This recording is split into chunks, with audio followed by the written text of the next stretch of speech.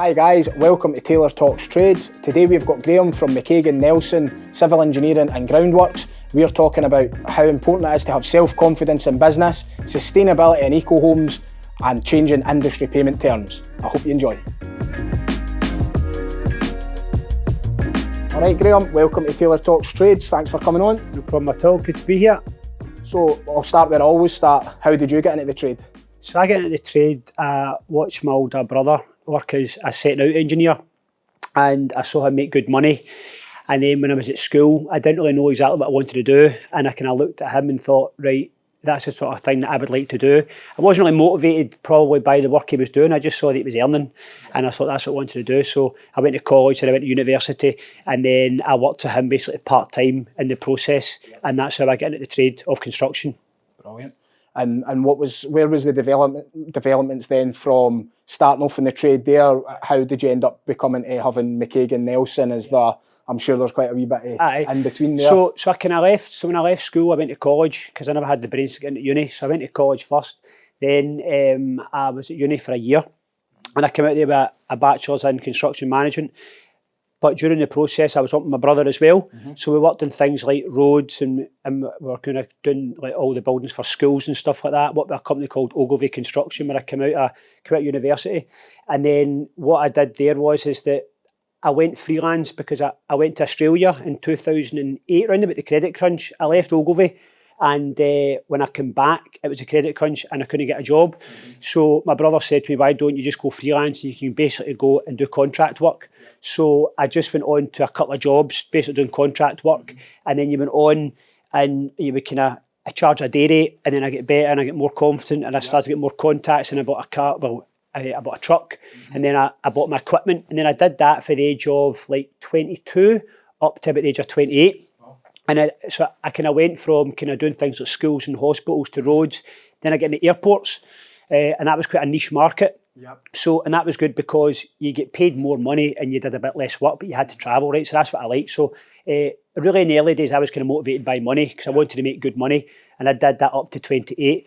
And then I became bored. With it all. And I just needed a break because I was doing the same thing every day. I was traveling a lot, but I kind of get into the self-development world, and I kind of realised that I was just doing the same thing and I wasn't really growing. And then I decided I needed a change. So I kind of wrapped my job, and then like my brother and all that were saying, why are you leaving? Because I'm making really good money. Yeah. So I kind of went through a wee spell for a couple of years where I just did what I want, basically kind of find myself. So I did a lot of stuff. I chucked it. I wanted to become a personal trainer. Then I wanted to become an actor. And then I then started selling windows. And then I did that for a couple of years. So I kind of had a mixture, but it was good. I had fun. Good experience. Because I was just trying different things. The acting one, that was, so how did that happen? So I left. So when I left work, I did River City. So I did some extra work, but it was just extra work. So my pal, I said to my pal online, because my pal's a bit daft, and I said to him, I says, see if you find anything online, like any roles, I see if you tag me in it, I'll go and do it for a laugh, right? So he says, right, you're on. And so he just tagged me in all this stuff. And there was like 3 or 4. So one was River City, and then there was to be like a role in a play through in Edinburgh. Right. So just for a laugh, I says I done it. So I signed up for an agency, All Talent Agency in Glasgow, and all we did is you just got into extras. I said, you just went out and you just met people on set and scenes, and it was fun because you're just meeting random people. Mm-hmm. I did that, and I remember phoning my brothers, and they were asking me what I was up to, and I said to them that I was on set, and I just like, mad, what you talk about? So went that was setting out the levels to actually being on set. I know, exactly. But the thing is with the play is that I went to do the play, and I went through, and the play was based in Edinburgh, and you were in a room like this, and obviously when you're in a room with actors, they're all mad actors, probably like me. But I went into the room, and you're basically walking about in the room, and you had to audition for the role. Right. But I didn't know what we were doing, so you had to walk about. And an actor, what they do is when they get into their state, they basically walk about in the room and they start talking to the wall, and they start looking at stuff, and they start looking at people and start making faces, and they'll walk by and they'll kind of make faces. Wow. And that's them kind of getting into their zone. So I found that kind of quite weird. And then I went into the room, and the director was a young guy. He was only like maybe like 24, 25. But he had a lot of character, right? And he was very outgoing. And he says, right, go do your role. And I said, what do you mean do your role? And he says, just act. But the role that I was meant to be doing was I was meant to be a prison guard. Right. And I think I thought of what's the film, The Green Mile. I just kind of thought of that, and I just basically did a spiel, and I just came out with just a load of nonsense, and then at the end of it, the guy just looked at me and went, "That was awesome." And I just started laughing, and he said to me, "I think I want to open up the play with that." And I just started laughing, and he said, "What are you laughing at?" I went, "Nothing." And then that was it. So I did that play. So we did that twice, and all I did is I basically opened up to the crowd. So it was through in Edinburgh, but it was only small. It was only maybe about 30 or 40 people coming in, and but that was good. See, for your self-confidence, because that was good. Because I was myself going on stage before it, I was absolutely petrified because I hate public speaking. That's one thing that I don't like, and that's one that I'd like to get better at. But I went to acting classes after that, and see, just going to acting classes because it was good, because you're in there and you don't think about work and you're just basically doing random things, and it was good for your confidence because you meet different people that you would never meet. So I definitely recommend, if you struggle with confidence things, it's good to that, because you get around people who are kind of on the same page as you, but are a wee bit different from what you're normal. So, but no, that was fun. So that could be like quite a good point, just even from the point of view, just like you maybe didn't want to go and be an actor, but don't try it, because the experience you'll gain and the kind of confidence that you'll get, and it can be difficult. Like sort of like now I'm done the podcast and doing different things, all the video content online. It's like now to me, like where it used to be quite nervy, like chapping the customer's door to say, "Oh, I'm here to see about your roof," and blah blah blah. Like that used to be nervy, but now that'd be easy because I've done podcasting and I've done. You just develop certain bits of public speaking, so you're just it's an opportunity to grow yourself. That's quite an interesting one, to be fair, mate. And then I met my business partner, and then the two of us, we never really liked construction because we were doing stuff that we didn't like in it. But then we decided we've got a lot of basically a good opportunity to start a groundworks company, because we spotted a kind of market. Well, we spotted a gap in the market where there wasn't a lot of good ground workers because of my setting out background, and he was good because he had a lot of labour that worked for him. So we thought we could basically join together, and then we set that up in 2020, just basically at the lockdown. And that was so I left my old job when I worked up north doing the setting out. I left that job, and then that's when we started the business. And then that's kind of where we get in together. And since then, we've kind of moved on to bigger and better things, which has been good. So that's a wee bit of the kind of story how I got to there. Yeah, and still going well now? Yeah, still going really well. So we kind of started from, we actually got 3 guys that work for quite a big construction company. We got them to leave their job to come and work for us, because we were going to be building like a development down in Kilmarnock. We're going to be building 10 houses. But that job, it didn't get cancelled because it's now running now, but it got postponed. So we had 3 guys that we had to pay, and we never had to work for them.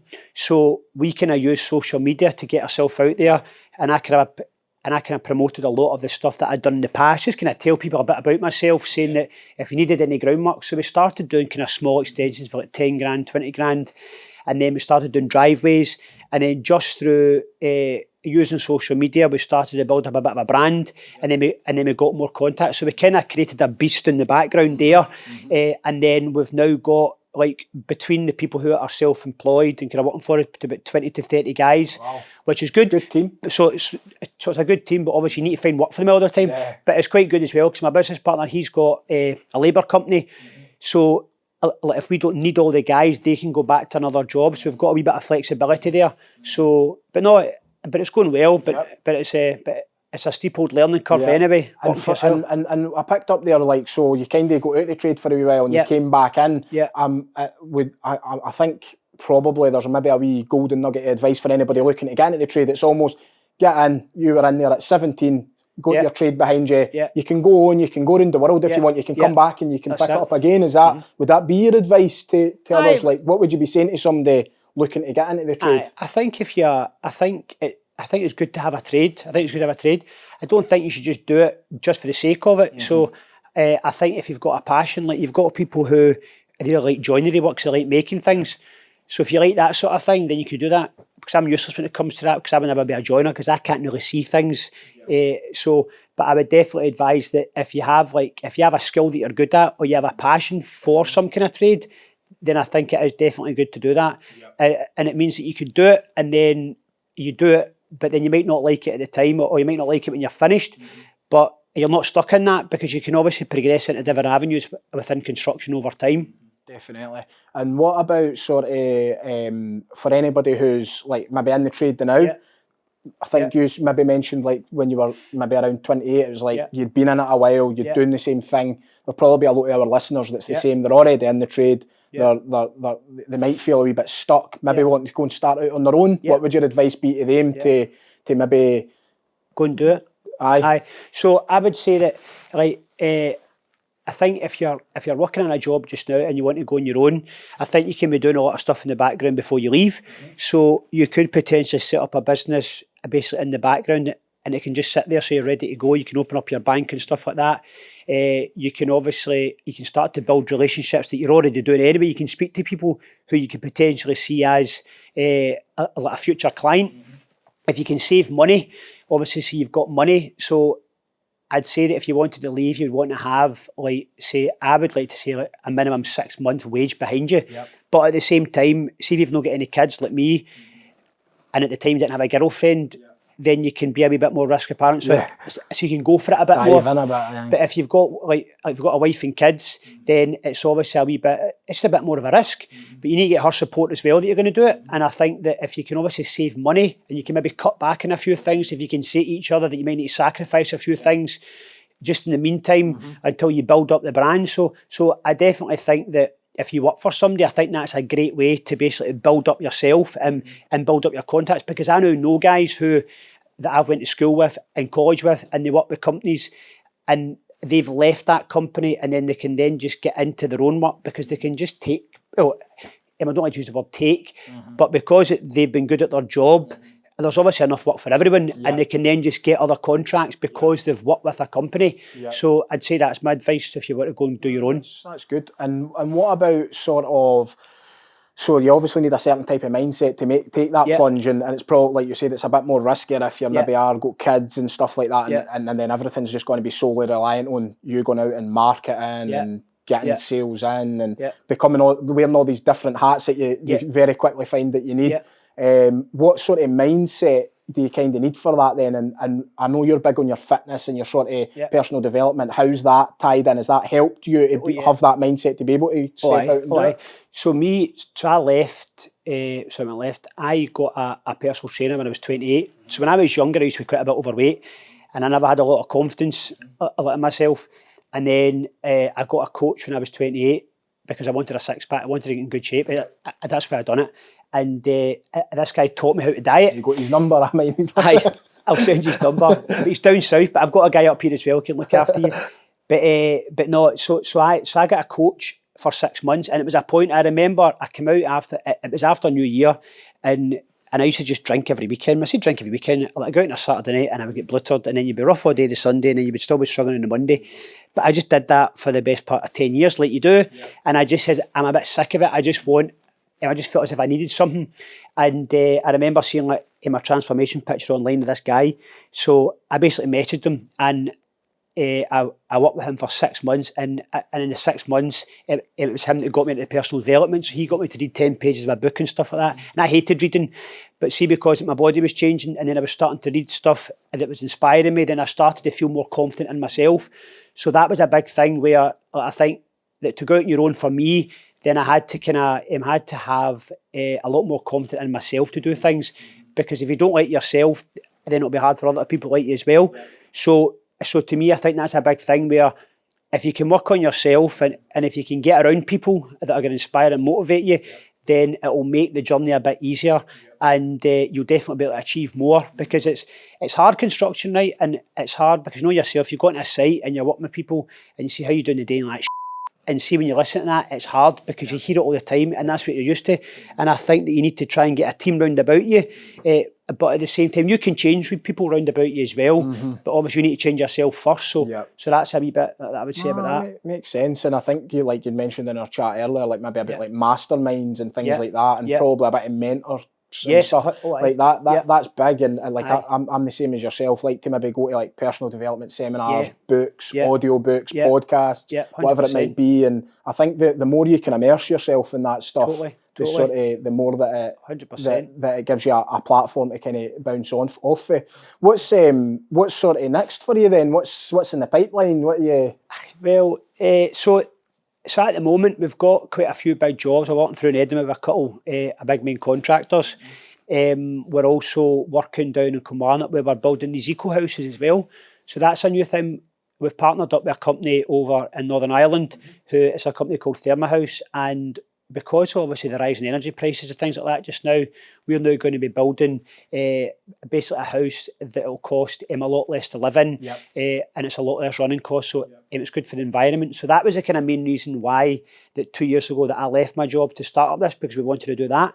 So that I'd say that that's going to be a big push for us, because we're part of a team where we're going to be looking to raise finance to do our own developments in time, but at the same time you kind of take your eye off the ball a wee bit, like you were talking about earlier on, where you kind of leave one business and you try and go do something else. But there's no point in leaving one business until you've got that fine tuned. And we are far from that just now. I mean, we're making money, but you've got things that are kind of all over the place a wee bit. So we need parts and we need to get better systems in place. So the plan is for us is to basically get that in a better place, because there's so much work out there, but it's just about getting the work in and getting it signed up, and obviously getting the right people for the task and kind of juggling labour. So I'd say that is to get that running better, and then obviously we can then move into other aspects. So that's my goals. It's good. I like the sustainability that you're talking about there. That's becoming a big part. I think I've seen that on LinkedIn. Is that the houses, they've now got the solar panels, and what else has gone on in there that's so it's because biomass pumps and stuff? I think it depends on the site. It depends on the site with the biomass. But the big thing is that the houses you build, they're just like the walls there, right? Except it's a polystyrene block. Right. So you can lift up the block with your hand and you can lift it over your head. And the good thing about it is it's a lot safer.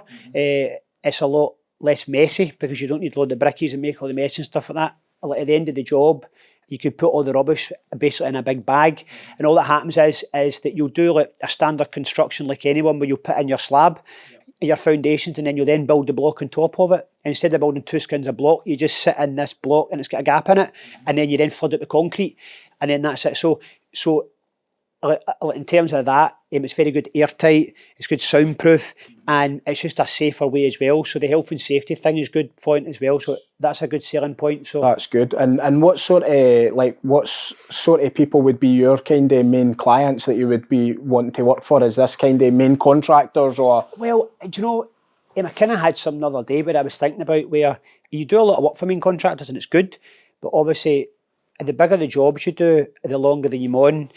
And then sometimes it's quite hard to see, like if you're making a lot of money on those jobs. And I think they're good to have, but I think it's good to have a mixture. I think it's good to have a mixture, because we started doing the extensions, and that was just doing extensions and helping out builders. And it was usually builders who had been in the game for a bit longer, when it was more a kind of high-end builder, because they might have 10, 12 extensions on the go at the one time, and they don't have the time to do the foundation. So that's where we would come in and blitz it for them. So I kind of spotted a niche with that. So that was pretty good, but we kind of stopped doing that because we moved into the main contractor stuff. But the good thing is, when you do that sort of stuff, if you're doing a house for like just a client, so you could be doing a driveway, it's good for cash flow, because you can get deposits off those types of people. That helps with basically feeding the main beast, because you can be on a big job, you might not get paid for 60 days. So that's a big thing. So I think it's a mixture, but it's hard to. But at the moment, it's hard to have the main contract stuff and the private stuff. So I would like to try and build a team that could look after the private stuff. And then obviously we're still going to push the main contractor stuff as well. So it's a bit of a mixture. Yeah. And I think payment terms is a big one that you spoke about there. And do you think that's something in the industry that actually needs to change? I've seen you a wee bit vocal on LinkedIn about it, and I agree with you. Like, we're predominantly private homeowners as our work, probably about 90 to 95% of it. Which is good. We do a bit of commercial, but we make sure that it's really trusted people that we're working with, people that we've known for years. But the payment terms, it's probably putting a lot of blockages in the way of getting good subcontracting teams and good groundworking teams onto these jobs, because you can't go on and hope that in 90 days' time you're going to get the valuation that you need. That's it. I think regarding that, the reason why that I put that post up is because it gained a lot of people talking about it, and I had a lot of people saying to me, you shouldn't really like that because you're doing work for certain types of people. And the thing is, like when they said that, all I'm saying is just what's really happening. And And my point was just to maybe try and help people, or to try and get the bigger companies potentially to try and pay you, and maybe just a little bit quicker. And some people say, well, the big people can't do that because they don't get paid. They don't get paid until you do the work, because they don't get paid off the client. But I think if you're a big, massive company and you've got a lot of money in the bank, and if you value the ground worker on the job, or you value the contractor, if you don't want to help them out, right, then that's obviously going to make your life more difficult. Because if you're working for somebody and it takes 60 days to get paid, then all that's going to happen is that, see, if I need to wait 60 days, there's a good chance that I might not make it in the business. And what happens is that you're then left with a job that's not done. But at the same time, I think it's something where they can do something about it, where they could pay you halfway through the month and stuff like that, like if they really wanted you. But I think that they might get a bad rep, because they might obviously get lots of people in, and you hear the term like subby bashing and stuff like that as well, and that stuff does happen. So I think it would be good, in order for that to kind of stop, or for people to get paid just a little bit earlier, if they can. And what that will do is it will then, I think it will give people the opportunity who are doing the private stuff to potentially get into the commercial, like the bigger stuff, because it's obviously too much of a risk. Because if you're just a one-man band and people are offering you big jobs, and that's what we did, we got offered the big jobs, and you got offered the big job, and you think this is great, it's a big £500,000 job, but then the £500,000 job, it might cost you a lot of money because it's taking a while to get paid. So I think that's just one thing to watch out for. But I think there definitely can be something done when it comes to payment terms, because if you've got a good relationship, and no matter what the company is, if they want you to work for them, then I'm pretty sure they could help you out. I think there'll be a lot of people relate to that, and it's probably quite a big sticking point for a lot of people out there that's in the trade. So I think there'll be a bit of interest on that. I'm sure we'll hear more discussion on it. But it's going to probably take everybody in the industry to kind of knit together and almost try and drive that bit of change. And like the thing is, even for my own business, Taylor Roofs, like I know that we're like a really we're really well equipped to do commercial work, but we don't do it. Now we have got the money in the bank, we have made ourselves really profitable, we've built a really good private homeowner model that works for us, but these people probably are just asking us to take too much risk, and it's like, it's a shame, because there's a lot of these big jobs that we would like to be involved in and do, and it's just like, it's almost like, just because it's always been like that, it just needs. Does it just need to always be like that? Can we not get a bit of give and take? And it might be that as industry's changing and new people are coming through, maybe these things will hopefully change in the future and give everybody a bit more a level playing field to try and get some of that work. Because I think the smaller companies need a hand as well to be able to get onto that. Agreed. Any other stories around like that? When I worked with Ogilvy, there was a guy that I used to work with. He was a foreman. And he was for Clydebank. He was a good laugh, but he used to wear glasses, and we used to slag each other all the time. And one day he took my phone and he texted my dad, saying, "Dad, I don't know how to say this, but I like boys, right?" Oh my God. And there's nothing wrong with liking boys, right? But I basically phoned my dad and I says, "Dad, you're going to get a message from somebody. The message is not real, right?" But my dad read it and he said, "What's this, right?" And I went home and my mum was saying, "Your dad's stressing out, he thinks that you've messaged him that." And I said to him, and it was a wind-up, I told you it was a wind-up. So the project manager on the job, I said to him, I need to get him back. And I said to him that any time it rains, he'll come in, he'll take off his glasses. I said, so I'm going to steal his glasses, right? So I stole his good Tommy Hilfiger glasses, and I was going to Thailand. I was only 21 at the time. So I took his glasses off him, right, because he came in and it was raining. He says, "F***ing hell, it's absolutely doing it there." And he took his glasses off and he walked out. So I took the glasses and I went to Thailand the next month, and he said to me, "Where the f***'s my glasses before?" He said, "Where are my glasses? You've taken my glasses, you wee." And I says, I've not touched them. And then when I got to Thailand, I sent a picture of a girl with a Rangers top on, because he was a diehard Celtic fan. Oh, no. I sent a picture of a girl with a Rangers top on and the glasses, and I sent him an email saying, "These are your glasses, did you not?" He says, "You're f***ing getting it when you're getting back here." So I came back a year later and I phoned him. I says, "Have you got any work?" He says, "I've got work for you if you bring me back those glasses." And then he got me on a job, and then I brought out the glasses because we're good Tommy Hilfigers one. He says, "Thank." and he basically threw his other ones off, and he put his other ones on, and he made it work. And I worked with him for 2 weeks, and then he went away and left. But I stayed with that company for a year, so that was my funny story. That's interesting. Like, he was as mad as a brush, but it was funny. It was funny. Brilliant, mate. Brilliant. Well, that's been great, Graham. Thanks for coming on, mate. Loads of good points. All the best. Thank you. Thank you very much.